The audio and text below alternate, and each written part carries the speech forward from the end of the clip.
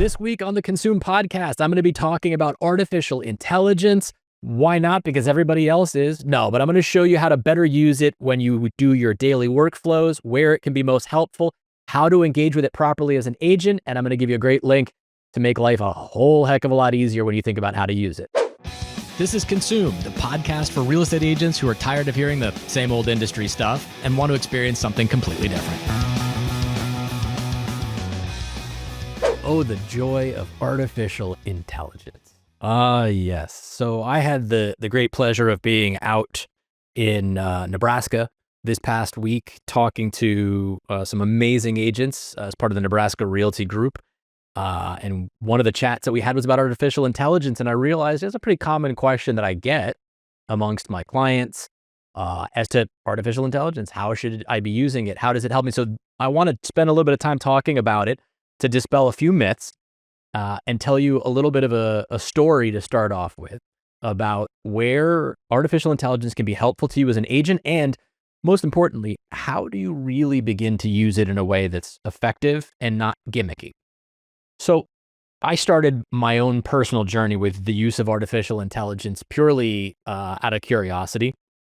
And I started using it the way that I think most people do, which is you go in, maybe you go to the ChatGPT site, you plug in certain things like good travel destination for me to go to, and it throws out some stuff and you're like, okay, this is kind of interesting and fine, whatever. But it wasn't actually until I started thinking about how it was working and learning how it worked before I began to kind of understand how it would help me both as an agent, as a coach, as an entrepreneur. And so I want to go through that part first because that was the biggest transformation from my own experience in using it. And I think it's the first step where agents really have a big transformation in how they use it. So artificial intelligence is not something to be afraid of. It's not going to take over our entire world. It's not going to take your job. Artificial intelligence, more so than anything, is a key portion of how you can work smarter and not harder in and around a thought partner. That's really, as an agent, what you should be using it for more so than anything else. Task-related things and as a thought partner. So let's separate those two out. I want to start with task-related things first. What does that mean by task-related things? Well, we all know we can go in and everybody has AI built into all their stuff these days. And, we can say, write a property description for me for 123 Main Street. And that's fine. Will it do it? Sure. Will it be any good? Maybe. But the tasks that you should be looking at are tasks that are things that you have to do more often. So I'm going to give you an example of what I use it for. So one of the tasks that we do very often is collecting a inspection report, getting that back, reading through it, communicating with our buyer, sharing it with the buyer, explaining what came up on the inspection report, and talking about what things maybe are the bigger things that they need to focus on and deal with and what things aren't. And so this is an area that it's something that we do regularly and more often. So how do you utilize it from this standpoint? Well, this is a task that you have to perform, but it can make that task much easier. So if I now take my inspection reports and I upload them to ChatGPT and I tell ChatGPT, okay, for this inspection report, I would like you to break it down into 3 separate categories. One being safety and structural issues that must be addressed. 2, things that are mid-level, things that are important, but maybe not essential. And then a section called cosmetic, meaning things that are just general cosmetic repairs. And summarize for me the things that you see in there while also providing the estimated cost based on our market as to what those costs should be to repair those items. And it'll create that. And then I can take that along with the inspection report and share both things to my client. And what that does is it allows my client to better understand what are the things that are really incredibly important that came up in this inspection report. There's a crack in a support beam in the attic that needs to be addressed. It's a structural concern. There's cracks in the foundation. These are major things. And then what are the estimated costs of repair? So you're really looking at what are the highest ticket, most important things that should block you from or could block you from purchasing this property. The mid-level things, there's security items that might be for the gate around the pool. There's a gap in the gate. It needs to be repaired. Fine. Then there's cosmetic things that aren't really all that important. You know, there's missing GFU unit or GFI unit by the kitchen sink that needs to be changed, whatever. Why this is really important and how artificial intelligence helps in this is because it puts things into a concise summary. It does the work for you of finding out generalized estimates within your area for what those things should cost. And they help paint a picture to the buyer to really understand what are the things that I should be worried about? What are the things that don't really matter? And then what are the things that we should be able to come back and say, well, these are the things that we would want either as a price reduction or for you to repair. And what I love about this is, here's a conversation I can have with somebody. It makes me look better educated. It's a better presentation to the buyer in terms of what they should be thinking about, what they should be worried about, and how to prepare for this. And on top of that, if I have this conversation, let's say I look at this entire list that ChatGPT gave me, and next to it, while I'm talking to the client, I'm drawing lines through things and just saying, this isn't necessary. They're not concerned about this. This is something they'd like a credit for. This line item is something. And I take that and go back to ChatGPT and just do a copy paste. Okay. Had a conversation with my client. These are the things that they're concerned with. Please draft this as an email to the listing agent explaining what was found, what the estimated cost could be, and what we are requesting, and do so in a way that is polite, kind, and friendly, but firm around the idea of this is what we are requesting. It needs to be done. And it will give you that. And that makes my life much easier because now I can just copy paste that to the agent. So these are small, simple little ways as an example of task-related things that you can begin to engage with AI to help take the things that you do regularly and act as a partner to you in reoccurring tasks that make you more effective, more efficient, right? And look better, frankly, to your client. So that's an example of how you can use it as a task-related thing. But let's talk about it as a thought partner. So one of the best things that artificial intelligence helps with is to act as a thought partner for you when you're trying to brainstorm creative ideas, work that you're trying to establish. Maybe you're thinking about your marketing and how you could improve certain elements of your marketing. But as a thought partner, there's a very important piece or component that most people forget to do. And that is you have to tell it about yourself first. And I know many of you just gasp because you're like, oh my God, I don't want to tell it personal, private things about me. Well, listen, I'm not telling you, tell it personal, private things about you, but things that are commonplace and common understanding. The more that you educate the platform that you're using, and in this case, I'm just going to use ChatGPT as an example. You can use lots of different platforms. But the more that you can educate that platform that you're using about yourself, the better it's going to be at helping you engage with it in a way that produces better results for you as your thought partner. So what you want to begin to think about now in the use and implementation of this is start by uploading examples of your writing, right? Upload to it samples of your writing and say, hey, I'm providing you writing samples so you know how I write. Provide any type of background information, the link to your LinkedIn bio so that it has an understanding of who you are. Provide the link to your real estate website. Provide information, provide anything and everything that you can find, right? That would help it better understand who you are, what you do, how you think, how you operate, right? And that's the very first step that you should be doing. Then the next thing is tell it, ask me questions to better help you understand who I am, what I do, how I think, what's important. And this begins a natural process dialogue. Now, you can either do this by typing back and forth with it, or you can use the voice command prompt inside of ChatGPT and have a conversation back and forth, which is really the easiest way to do it. But as part of that conversation, a natural language conversation, it's learning things now from you that are very important for you to be helping it so that it's better at helping you. Once you've established this and it has an understanding of your writing style, why you love being an agent, what you do, what you care about with how you help your consumer, your clients, all of those different components, right?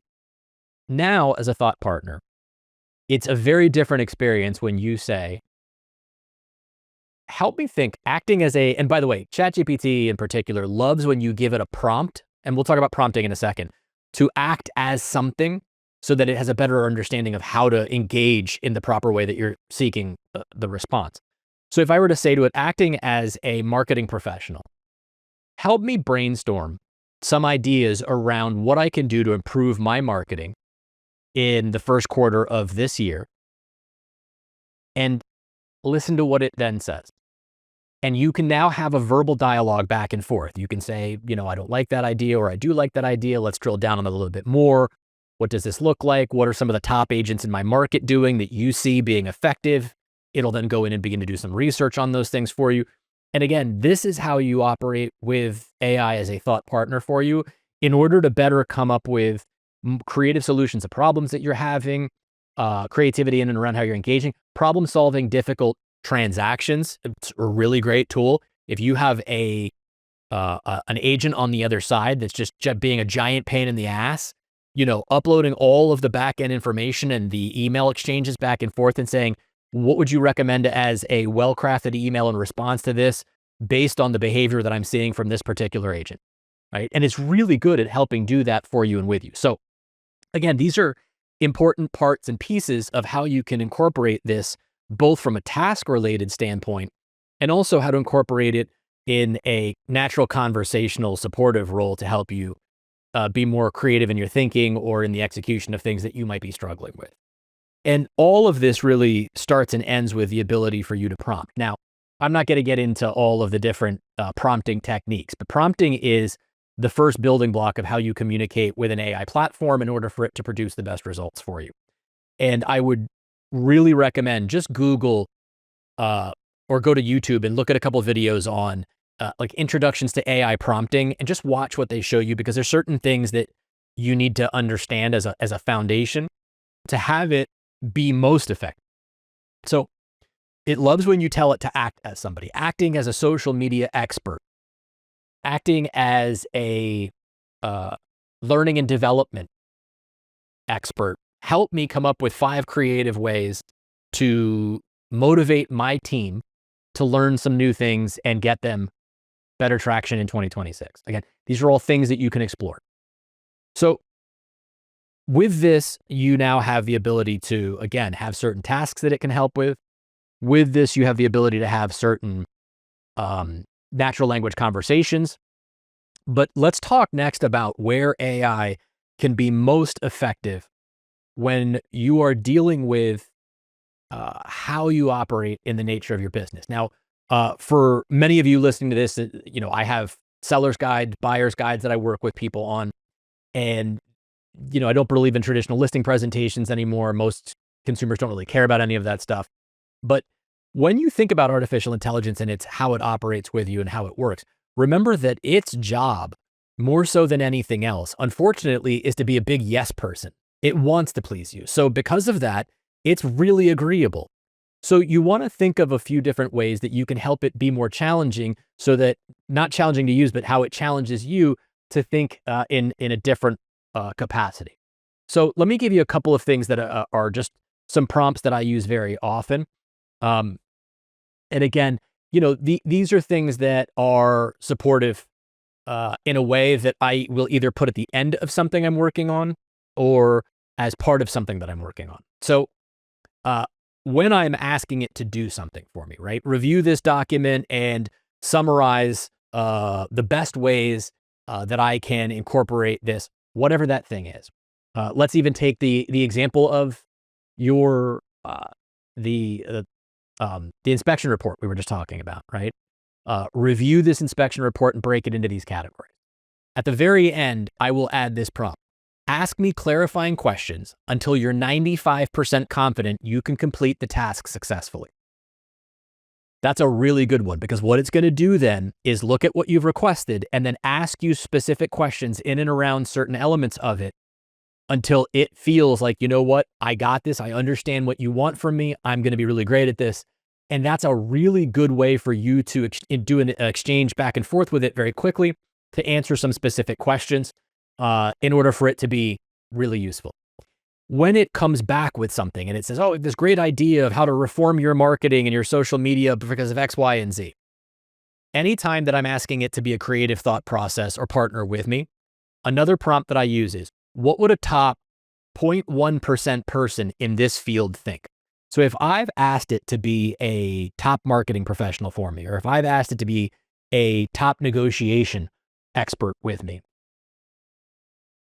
once it gives me the responses, if I prompt it to say, what would a top 1%, 0.1% person in this field think?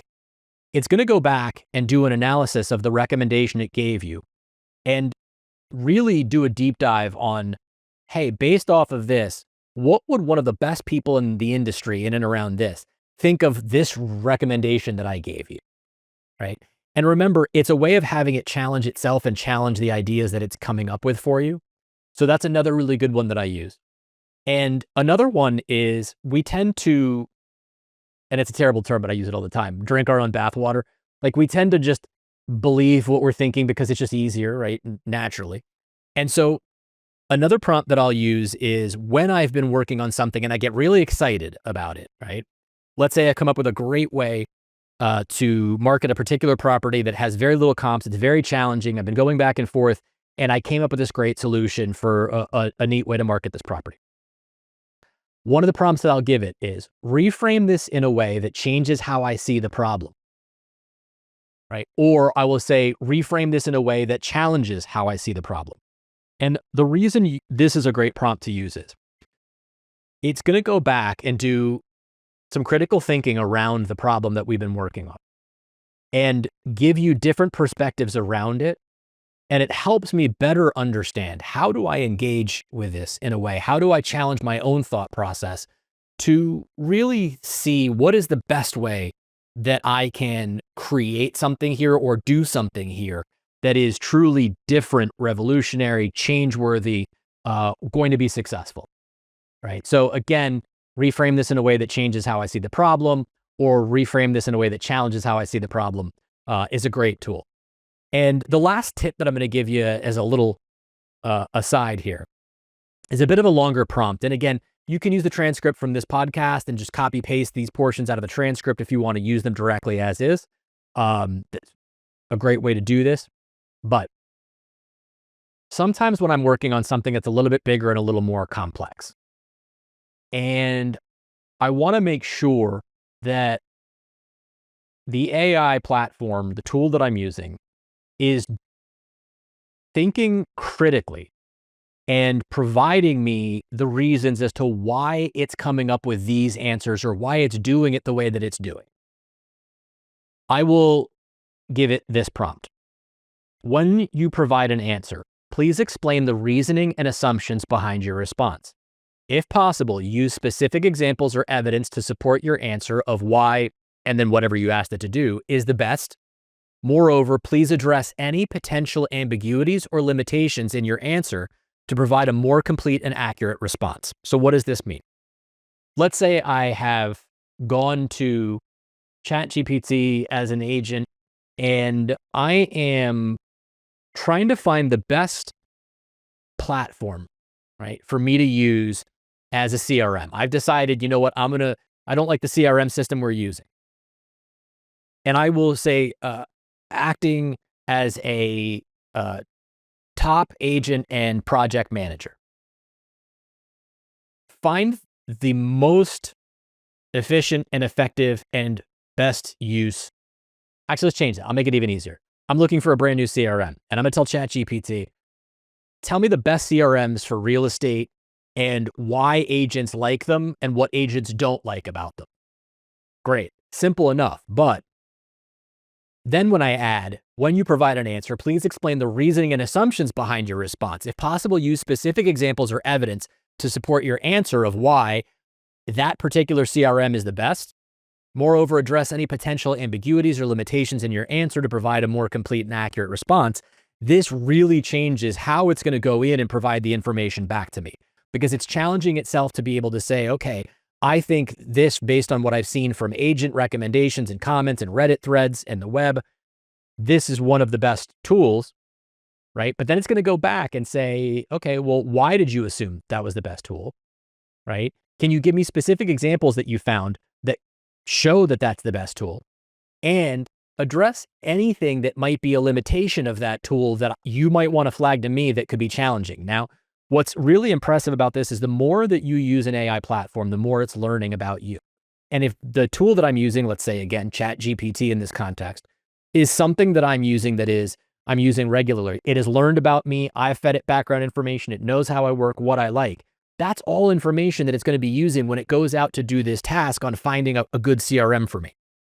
And by using a prompt like the one that I just talked about, now it's doing an even bigger, deeper dive into these sort of more subtle nuances to provide. And when you read the answer back, right, now I have an opportunity to really say, okay, well, you said, hey, I think this CRM is the best, but based on how you use technology from what I know from you, Lance, you may not like the fact that it requires you to do A, B, and C as part of this. So now it's getting more specific to how I engage in things and how I use things. So again, these are examples of really basic prompts to add to the end of the things that you're working on or doing to have better outcomes and better examples. And, there's lots of different things that you can do, lots of different resources and tools that you can have.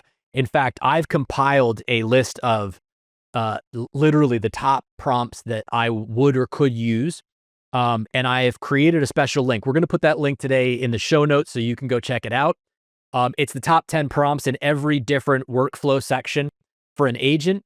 It's got a search field in it. You can use that search field to go in and take a look and say, look, I'm looking for something that's going to help me with listing presentations. I'm looking for something that's going to help with negotiation. I'm looking for some prompts that are going to help me get started with buyer workflow, right? And it's going to show you a bunch of different things that you can use. And again, use these as creative tools and resources to be able to think about, hey, what are the different ways that I can engage with artificial intelligence? I don't mean you have to use all of them. Just look at what's there and think, oh, I didn't think about that. I didn't realize I could have a prompt here or have it help me with X, right? Because that's the most creative way to begin to understand how you can incorporate it into your workflow. So again, as a recap for today's show, we're going to use the link in the show notes to look more at some of the prompts that we pre-created for you. Take a look at the quick prompts that I just gave as an example. Use the transcript available as part of the podcast to copy paste these and try them out on some stuff that you're already using and doing, as they're incredibly helpful. And remember, AI as a platform and a tool for you right now is something that you can lean into and play with, try, explore. The more exploratory you are with it, the more you're going to learn how it helps you, how you better engage with it, and what you can do to begin to use it in a way that benefits the workflow that you have, benefits your business, and even in the smallest, simplest ways, makes you look more efficient, more effective, and be more efficient and more effective for your consumers because they're already using it. So take advantage of that opportunity to meet people where they're at and use tools and resources like this to help you have a better experience in how you engage with your customers, your consumers, and your clients.